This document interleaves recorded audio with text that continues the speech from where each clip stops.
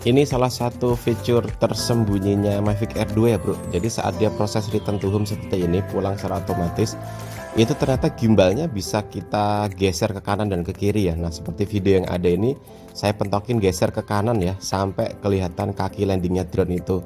Cuman terasa agak sedikit goncangan karena saat dia gimbal kamera saya pentokin di kanan itu, dia kedorong angin ya, karena memang terbangnya lawan arah angin.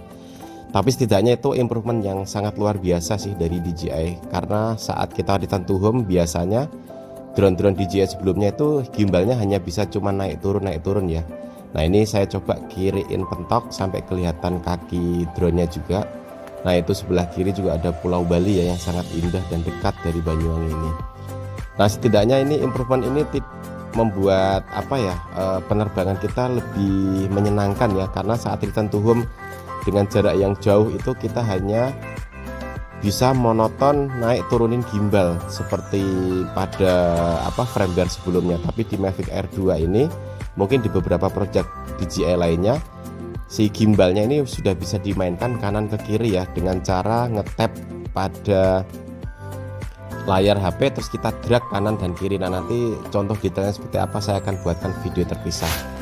Terima kasih telah menyaksikan, bye bye.